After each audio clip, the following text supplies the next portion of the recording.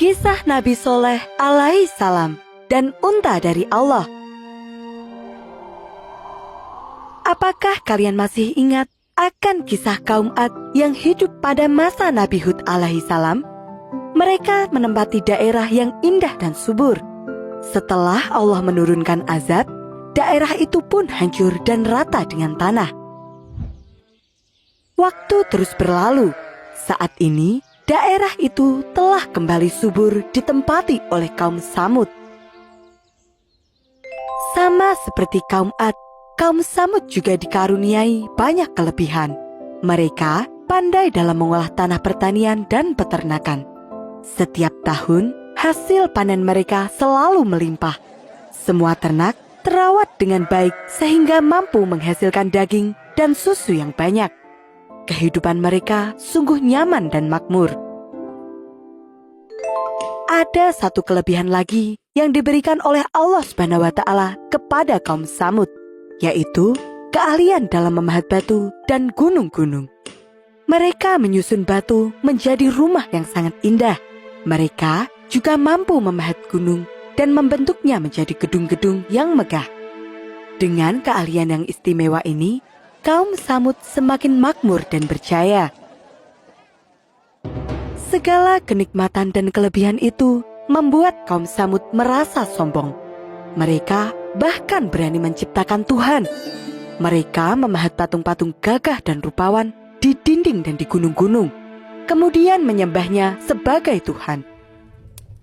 Ya Tuhan kami yang agung, limpahkanlah kekayaan dan kejayaan kepada kami untuk selamanya. Kaum Samud menganggap harta adalah segalanya. Mereka kerap mengadakan pesta besar, berjudi, dan mabuk-mabukan. Sebagian besar dari mereka telah menyimpang dari ajaran yang benar. Mereka juga sering sekali berbuat kasar kepada para pelayan, budak, ataupun orang-orang yang lebih miskin. Cepat bawakan minumanku, kamu sangat lambat. Pada suatu hari, mulai tersebar kabar tentang seorang pemuda yang mengaku sebagai utusan Tuhan. Apakah kau kenal dengan Soleh? Aku dengar dia mengaku sebagai utusan Tuhan. Sebenarnya, Soleh memang orang yang cerdas. Apakah kau akan percaya begitu saja pada semua yang dikatakan oleh Soleh? Perdebatan pun terjadi di antara kedua orang itu. Nabi Soleh berasal dari keluarga yang terpandang. Dia dikenal sebagai orang yang cerdas, gesit, baik hati, dan ramah kepada siapa saja. Semua orang dari kaum Samud menghormatinya. Namun, ketika Nabi Soleh menyerukan untuk beriman kepada Allah dan memerintahkan kaumnya untuk meninggalkan patung-patung berhala, sedikit demi sedikit kaum Samud mulai menjauhi Nabi Soleh.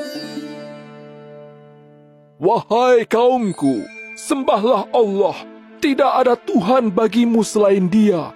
Allah telah menciptakan kalian dari tanah.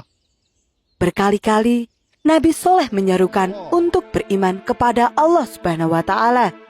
Namun, kaum Samud terus-menerus menolak. Mereka tetap menyembah patung-patung berhala. Hanya sedikit orang yang terbuka hatinya dan bersedia menyatakan beriman kepada Allah SWT. Nabi Soleh mengingatkan kaumnya bahwa Allah akan membalas semua dosa yang telah dilakukan. Nabi Soleh berkata, Karena itu, mohonlah ampunannya atas dosa-dosa kalian yang telah lalu. Engkau salah satu dari kaum kami. Bagaimana bisa engkau meminta agar kami meninggalkan ajaran nenek moyang, sedangkan engkau tidak memiliki bukti apapun? Bagaimana jika aku memiliki bukti? Engkau hanyalah manusia biasa seperti kami. Bukti apa yang bisa engkau berikan? Nabi Soleh pun berdoa memohon kepada Allah untuk memberinya kekuatan. Memohon agar Allah bersedia menunjukkan kuasanya agar kaum Samud percaya bahwa tiada Tuhan selain Allah. Allah mengabulkan doa Nabi Soleh. Allah memerintahkan agar Nabi Soleh memukulkan tangan ke sebuah batu besar yang ada di depannya. Subhanallah, dari dalam batu tersebut muncullah seekor unta betina yang sangat besar dan gemuk. Unta itu berjalan dengan santai, seolah sejak tadi dia memang sudah berada di sana. Dari mana datangnya unta itu?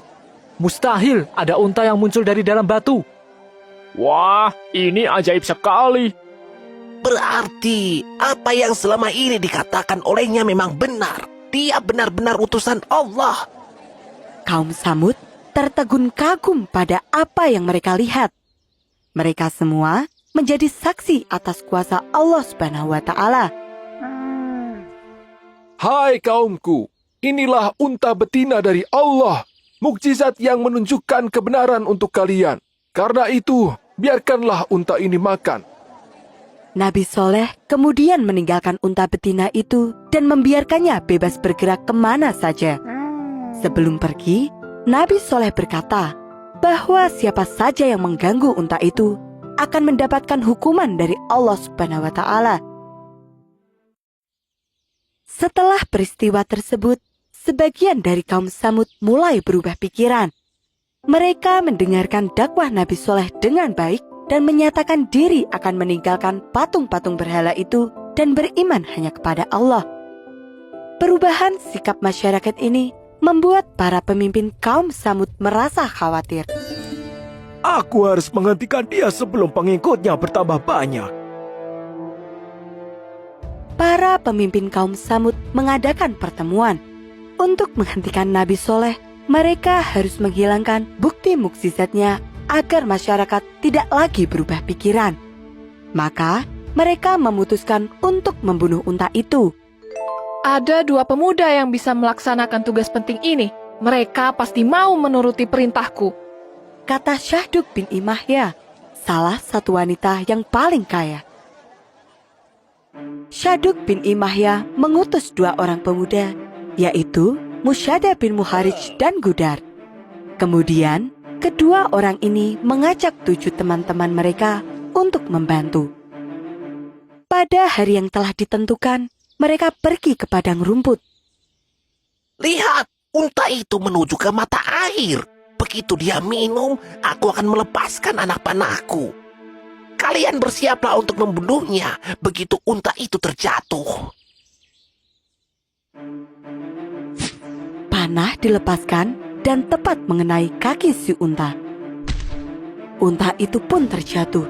Selanjutnya, Gudar berlari maju dan langsung menikam perut si unta hingga mati.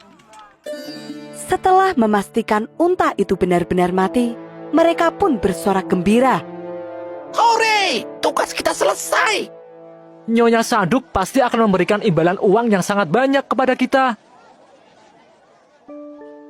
Nabi Soleh merasa sedih melihat untanya mati. Lalu, Nabi Soleh berkata bahwa azab dan hukuman dari Allah akan datang kepada mereka, kecuali mereka bertaubat. Namun, kaum Samud tetap saja menolaknya. Hai Nabi Soleh, untamu telah kami bunuh. Apakah kali ini kamu benar-benar bisa membuktikan hukuman dari Tuhanmu itu? Sesuai yang dijanjikan oleh Allah, hukuman pun diturunkan. Pagi hari, ketika dari tidur, wajah mereka berubah menjadi kuning. Pada hari kedua, wajah mereka berubah menjadi merah. Dan pada hari ketiga, berubah menjadi hitam. Saat itulah, Allah memerintahkan agar Nabi Soleh dan para pengikutnya pergi meninggalkan kota mereka. Pada hari keempat, seluruh langit tertutup awan gelap dan petir menyambar dengan dahsyat. Bumi bergetar hebat hingga merobohkan semua bangunan yang ada. Sesaat kemudian, batu-batu besar seolah berjatuhan dari langit.